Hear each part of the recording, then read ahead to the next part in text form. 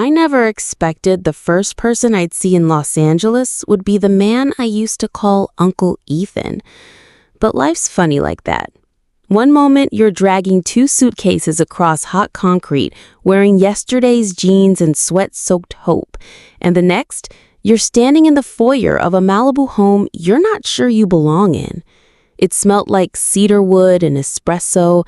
Everything was glass, clean lines, modern art, the kind of place you whisper in.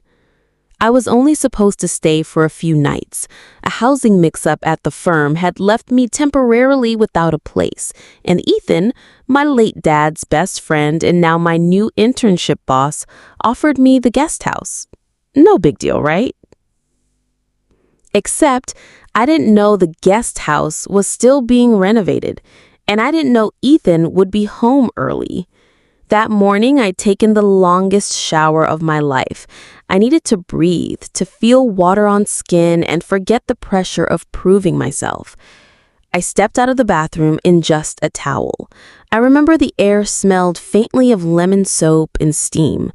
I turned the hallway corner, and there he was, Ethan Carter.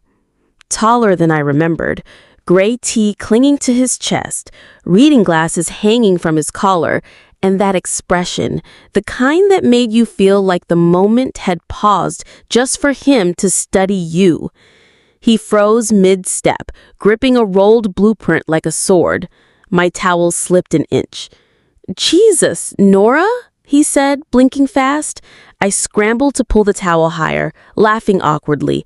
"I thought you weren't home yet." He turned around so fast he nearly tripped over the step. Sorry, I just came back to grab a folder." His voice was deeper than I remembered, controlled, slightly hoarse. I ducked into the hallway, my heart hammering. That should have been it, just a mortifying blip we'd both laugh about later. But when I came down an hour later, dressed and trying not to replay every second of our hallway encounter, I found him in the kitchen pouring coffee. The sunlight hit the back of his neck and lit up flecks of silver in his hair. He looked up, offered a small smile. "I made extra. I remember you used to steal your dad's." I smiled back. "I drink it black now." His eyes held mine a second longer than necessary. "Good girl," he said, then cleared his throat like he'd had it meant to say that out loud. It was small, but something shifted. That evening, after my first exhausting day at Carter Design Group, I walked into the living room barefoot, still in a daze from the chaos of the firm. He was at his drafting table sketching. The room glowed in gold light. Jazz played softly from a speaker in the corner. I sat on the opposite couch without thinking. "Do you ever get tired of making things beautiful?" I asked. He looked up, his eyes narrowing like he was trying to figure out if I was joking or not. "I get tired of chasing perfection. Beauty, that just shows up sometimes." I nodded, eyes on the sketch he was working on. It was a new atrium design. Clean, minimal, but it had softness in its curves, almost emotional. "Your hand trembles a little when you draw." He glanced down. "Old injury. Broke it snowboarding back when I thought I could impress someone." "Did it work?" He smiled, but it didn't reach his eyes. "No, she married a painter instead." I watched him then, really watched him. The way his jaw tightened when he spoke of her, the way his fingers ran across the page as if he was soothing it. He felt like a man stitched together by quiet grief and blueprints. And for some reason, I wanted to understand all his fault lines. Later that night, I couldn't sleep. The ocean waves outside the open window kept whispering, and all I could think about was how kind he'd been. Not just polite, but observant, present. I walked downstairs for water and found him outside on the patio, barefoot, sipping whiskey. He turned at the sound of the door, eyes softening. "You're up. So are you." He gestured to the chair beside him. "Insomnia's a design flaw of mine." I sat down. The night was warm, the stars clear. We talked about my father, about how Ethan once watched him propose to my mom in a Danner parking lot after a spilled milkshake and a joke about tax refunds. "He was the brave one," Ethan said quietly. "He knew love when he saw it." Something about the way he said it made my chest ache. I looked at him. "And you?" He stared at his glass. "I'm still learning." Our eyes met, and in that moment, I knew this wasn't going to be just a summer internship. Something had started. I wasn't planning to fall for anyone that summer, especially not someone twice my age, especially not him. But things started shifting in quiet, unexpected ways, like how you don't notice the seasons change until you're reaching for a jacket in the morning. The first week passed in a blur of coffee-fueled mornings and late nights at the firm. Ethan barely acknowledged me at work, which oddly made me notice him more. He wasn't cold, just reserved. He'd listen during meetings, nodding with that thoughtful look he wore like a second skin. But I'd catch him sometimes, watching me from across the office, like he was trying to figure out where I fit into his world. He never said much in front of the team, but behind closed doors, during our one-on-ones, he'd let his guard down just a little.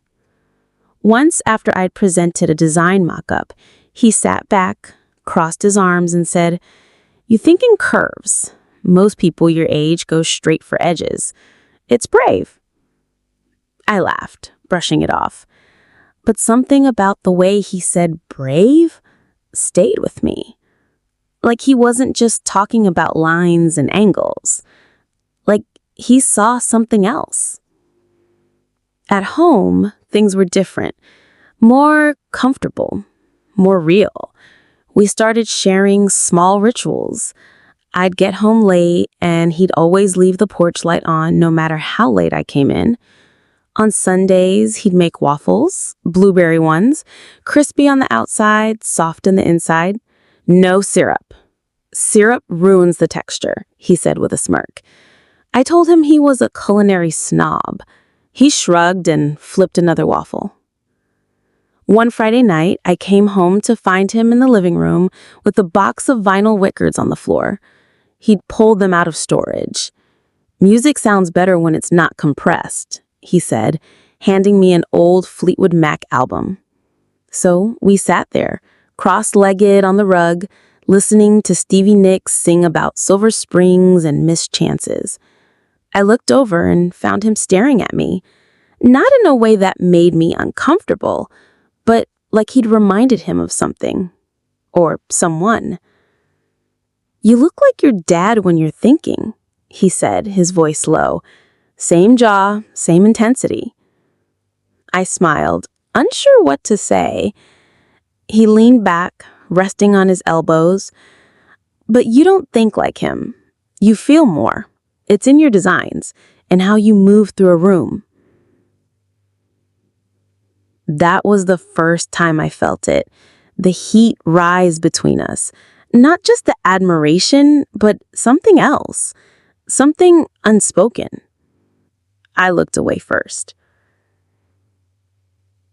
The next week, we drove to Santa Monica for a client consult. He let me ride up front in his truck, this clean vintage Ford with a cracked leather seat and the faint scent of old cologne and pine. The meeting went fine, nothing exciting, but on the way back, we stopped at a beachside taco shack off the PCH, just 2 picnic tables, no Yelp page, cash only. "This place has the best carne asada on the coast," he said, handing me a soda and a glass bottle. "Don't tell Yelp." We sat on the hood of the truck, shoes kicked off, sand clinging to our toes. Out of nowhere, he asked, "What do you want most? Not job-wise, just in life." I blinked, taken off guard. "I guess to feel safe, but not bored. To build something that lasts. Not just buildings, something real. He nodded slowly, his gaze fixed on the horizon. That's a rare answer. I looked over. What about you? His voice was quieter. I thought I wanted legacy, buildings that outlived me. Now, I just want to feel something that doesn't collapse. We didn't speak the rest of the drive home, but the silence wasn't awkward. It was full. That night, I passed his office on the way to the kitchen and saw him asleep on the couch, his reading glasses still on, blueprints spread across his chest. I don't know what made me do it. I grabbed the throw blanket from the chair and tucked it over him. As I leaned in, he stirred slightly, and for the briefest second, he reached for my hand in his sleep. He didn't wake up, but my heart did. The lines between us kept getting fuzzier. At work, he was all professionalism. At home, he was different, softer. I caught him humming once while making coffee. Another time, I found him trying to fix the garbage disposal with YouTube instructions and a flashlight between his teeth. But the real shift came one night when we lost power during a thunderstorm. I was curled up on the window seat watching the lightning roll in. He lit candles, carried 2 mugs over, and sat beside me. "Reminds me of summers in Montana," he said. "We'd lose power every other week." "Was that before or after you became a control freak?" I teased. He smiled at that. "Before. Way before." There was something about candlelight that made the moment feel softer, truer. I could hear the rain hitting the windows, smell the warmth of the tea. His shoulder was just inches from mine, and when he looked at me, his expression shifted. It wasn't inappropriate. It wasn't bold. But it wasn't neutral either. And that's when I knew. He was fighting it, just like I was. I told myself 100 reasons why this couldn't happen. He was my mentor, my dad's best friend. He was 48. I was 24. He had more memories than I had years lived. But none of those reasons mattered when he looked at me like I was the first clear day after a long winter. Still, we never touched. Not yet. Instead, we circled each other like the tide teasing the shore, pulling close, then pulling away, again and again. The unspoken pull between us was becoming impossible to ignore, but neither of us said a word. Because when you know something's real, something big, you don't rush it. You let it bloom, even if it breaks you first. It happened on a Wednesday. Not exactly the kind of night you expect to fall in love, but love doesn't care about timing or calendars. It just shows up, and it usually hits hardest when your guard is down. Ethan had been quiet all day. I noticed it at the office. He wasn't snapping at interns or grumbling over design edits like usual. He wasn't even present, just staring out the window like something had stolen his mind. I tried not to take it personally. I told myself maybe he was tired. Maybe it was stress. Maybe he finally realized how much space I was taking up in his world. But by the time we got home, something felt heavier. He disappeared into his office, door shut. I made boxed mac and cheese just to feel normal again. I was halfway through reruns of The Office on the couch when I heard the soft creak of the floorboards. He stepped into the living room, barefoot, wearing that same worn gray hoodie I'd seen him fall asleep in more than once. The kind with the little hole in the cuff he always played with when he was thinking too hard. His hair was a little messy, like he'd been running his hands through it for hours. He stood behind the couch, watching the TV with me for a moment. Then he quietly asked, "Do you ever think about your dad?" I muted the show. All the time, but not like I used to. It's not pain anymore. It's like background music, sad but familiar. He nodded slowly. Then his voice dropped just a little. I miss him too. There was something in his tone, something fragile. So I asked him gently, "Is that what's been on your mind today?" He looked down, hands in the pocket of his hoodie. Not exactly. I turned to face him. Then what? He hesitated, then sat down next to me, not quite close, but closer than usual. His knee brushed mine. I've been thinking about how easily we lie to ourselves, he said, voice steady but low.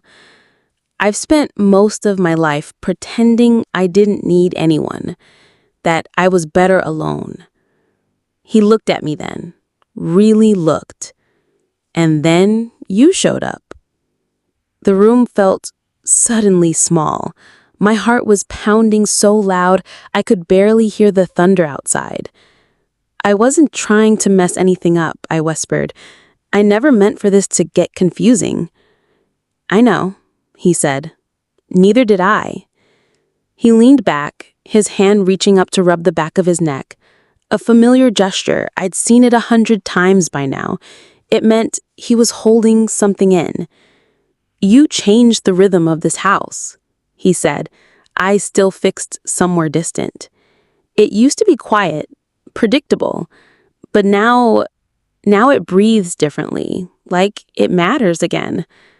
I didn't know what to say, so I just looked at him, hoping he could read what I couldn't say out loud, that I felt the same, that I'd started hearing my own heartbeat again because of him. He finally turned his gaze back to me. His eyes were darker now, serious, and God, so full of weight.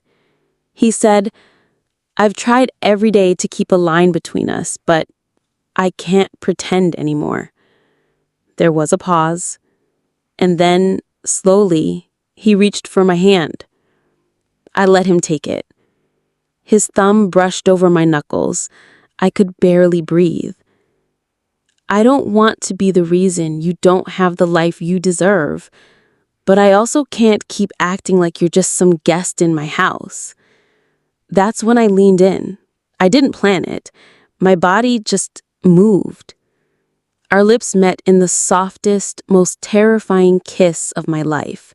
It wasn't rushed. It wasn't hungry. It was honest. Like two people admitting something they'd been burying for months. When we finally pulled back, I saw it. His walls breaking. The careful tension in his face cracked open, and for the first time since I'd known him, he looked completely unguarded. I've been falling for you, I whispered. I already fell, he said, voice rough. We didn't sleep together that night. That surprised me. What happened instead was somehow more intimate. He brought me a hoodie and made hot cocoa, real hot cocoa, with oat milk and too much cinnamon. We sat on the floor of his office, shoulder to shoulder, talking about the people we used to be, the ones we were scared to become. At one point, I laid my head on his chest. He kissed the top of my hair and said, "You feel like peace." And I remember thinking, I'd waited years for someone to say that and mean it. The next morning, nothing felt awkward. We didn't avoid each other. He made eggs. I made toast. I wore one of his flannels without asking. He didn't say a word, but he smiled the whole time. It was the kind of morning that made you believe, maybe, just maybe, the hard part was over. What I didn't know then was that the real challenge hadn't even begun yet. Because love like that, love that sneaks up on you and feels this real, it's never simple. But in that moment, wrapped in quiet coffee steam and sleepy smiles, it felt like everything was finally right. And I think we both wanted to believe it could stay that way. We didn't expect to get caught. That sounds dramatic, I know. But when you're living in your own little world, drinking coffee from the same mugs, listening to the same playlists, falling asleep on the same couch, you start to believe that world is safe, that no one's watching. But people always are. It started with a whisper. A coworker saw Ethan drop me off outside the firm at 7:30 a.m. on a Monday. I was wearing a men's flannel. His flannel. The next day, someone noticed me humming the same jazz track he played in his office. By the end of the week, our boss, who wasn't just Ethan's business partner, but his ex-wife's brother, asked me to step into his office. The door closed behind me, and I already knew where this was headed. He didn't yell. He didn't even look angry. That was the worst part. He looked disappointed, like he already knew and had just been waiting for me to admit it. You're talented, Nora, but this makes people question everything you've earned. I wanted to defend myself, say it wasn't about power or advantage, that there were no favors, no special treatment, that we tried so hard to keep our feelings out of the office. But instead, all I said was, I understand. Because what else do you say when someone tells you your love makes people uncomfortable? When I got home that night, Ethan was already waiting. The TV was on, but he wasn't watching it. Just sitting there in silence, elbows on knees, hands clasped together like he was bracing for an earthquake. They talked to me, I said softly. He nodded once. I know. They talked to me too. There was a pause. The room felt like it was holding its breath. They're threatening a board review, he said. They think I've compromised the firm. My throat tightened. So what happens now? He looked at me then, eyes heavy, shoulders heavier. I offered to step down, resign as lead architect, stay on in a consulting role. They said it would help calm things down. It hit me like a gut punch. You're resigning because of me? I asked. No, he said firmly. I'm resigning because I love you. That should have been romantic. It should have felt like one of those movie lines you cry over. But it didn't. It felt wrong, because I never wanted him to lose anything for loving me. For the next few days, we barely spoke. Not out of anger, but grief. We still moved through the house like we belonged to it. I still made my terrible drip coffee. He still fixed that damn squeaky kitchen drawer. But something had shifted. We were holding our love too carefully now, like a piece of glass that had already cracked once and couldn't survive another fall. One night, I came downstairs to find him asleep on the couch again. His phone was on the coffee table, open to an email draft addressed to the firm's board. Subject line: effective resignation. I stared at the words for what felt like forever. Then I quietly closed the screen and walked back upstairs. The next morning, I wore my favorite navy blazer, the one with the coffee stain inside the sleeve and the gold buttons that always came loose. I straightened my shoulders and walked into the firm like I had nothing to lose. Because honestly, I didn't. I asked to speak at the team meeting. I stood in front of the same people who'd whispered about me, doubted me, watched me. And I told them the truth. Not the messy, romantic details, just this, that I fell in love with someone who inspired me, someone who respected me, someone who never once used his position to give me anything I didn't earn. That I worked just as hard as everyone else, maybe harder. That I never asked for favoritism. I asked for a chance. And I was proud of the work I'd done here. And if loving someone who challenged me, made me better, made me want more for myself, made me unprofessional, then maybe they needed to rethink what professionalism looked like. I didn't cry. I didn't shake. I just told the truth. And I walked out before anyone could say a word. Later that night, I packed my bags. Ethan came home to find my suitcase by the door and a note on the counter. I'm not running away. I'm letting you catch up. If you still want me, come find me, not as your secret, but as your equal. I didn't expect him to show up that day. It had been 3 weeks since I left Ethan's house. 3 weeks of trying to move forward without looking back. I threw myself into my thesis exhibition, my final project before graduation. A gallery show of student designs hosted in a glass and concrete space downtown, buzzing with critics, donors, and proud parents holding phones like weapons. I wasn't thinking about him that morning. At least I told myself I wasn't. I was too busy taping down labels, fixing a last-minute lighting glitch, and rehearsing what I'd say if someone asked about the curved atrium centerpiece I'd designed. A structure inspired by, and I quote from my own notes, emotional tension and asymmetrical connection. It was basically our love story in steel and light. I stood by it with a fake smile, fielding questions, thanking people for compliments I couldn't fully process. My heart wasn't really in the room. Then, I saw him.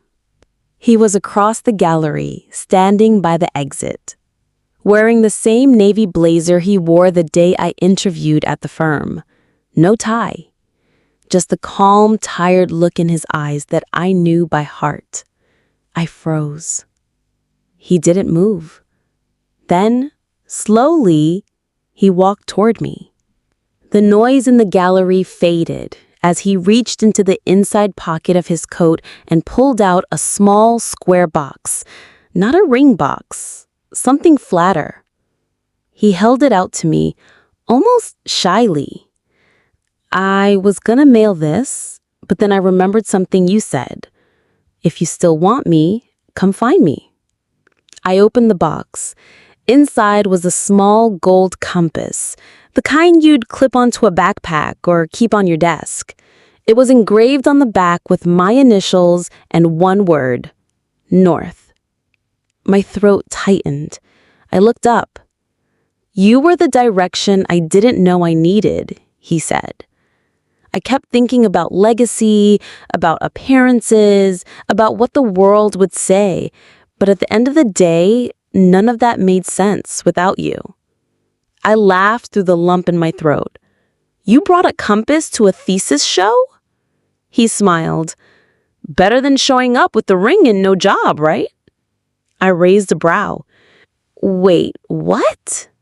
He said. I stepped down. Officially. I signed the papers yesterday. The firm's moving forward, and I've already got consulting gigs lined up. I'm not walking away from design, I'm just making space. For what? For us, he said, stepping closer.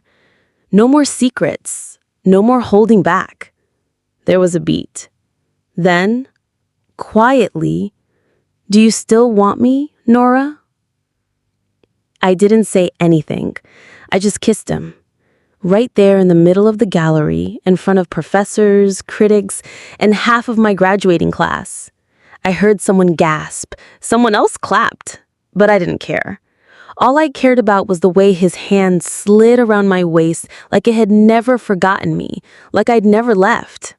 The way his forehead rested against mine when we finally pulled apart. I whispered, "You still feel like peace." He smiled. You still feel like coming home. A few months later, we moved into a craftsman house in Silver Lake. Not fancy, just warm. Big windows, creaky stairs, lemon tree in the backyard. On Sundays, we host brunch for our friends. I burn the bacon, he complains and eats it anyway. Sometimes we still fight over stupid things, like laundry or how I leave mugs in every room. But we always find our way back. Because we know what it feels like to almost lose this. Last week, we drove up the coast. Just us, a playlist, and a dog we rescued from a shelter who chews through all his leashes. We parked near Big Sur, laid a blanket on the hood of the truck, and stared at the stars. At some point, Ethan reached into his coat pocket and pulled out a ring. No big speech, no audience, just a question whispered in the dark. "Want to keep building this with me?" I said yes before he could finish the sentence. Because the truth is, I had already been saying yes. Since the moment he looked at me like I wasn't just some intern in his house. Since he handed me a mug of coffee and quietly made room for me on his couch. Since we kissed like we were both finally breathing again. I used to think love had to be perfect. Now I know better. Love is not a fairy tale. It's not always poetic. Sometimes it's quiet. Sometimes it's inconvenient. Sometimes it asks you to choose someone in the middle of a mess. But real love, the kind that sticks, that lasts, it's the kind that shows up. Even when it's hard, even when it's scary, even when it means letting go of who you thought you had to be. It's the kind that makes you feel more yourself, not less. It's waffles on Sundays. It's a compass in a gallery. It's finding your home not in a place, but in a person. And if you're lucky enough to find that, hold on, because it's the one blueprint in life worth building from scratch, together. At its heart, this story reminds us that true love isn't about perfect timing or polished circumstances. It's about choosing someone, again and again, even when it's messy. Real love grows in the quiet moments, over burnt toast, shared glances, and whispered truths. It teaches us that vulnerability isn't weakness. It's the doorway to connection. Sometimes the person who feels most impossible is the one your soul recognizes instantly. Because love doesn't always knock. Sometimes it just walks in, takes off its shoes, and stays. As we say here, when you know, you know. What part of their story stayed with you the most? Share your thoughts, your own love lessons, or moments that made your heart skip a beat in the comments below. Don't forget to hit that like button if this story moved you, and subscribe so you never miss a moment of passion, healing, and unforgettable love stories. Until next time, may your heart stay open, and may love always find its way to you.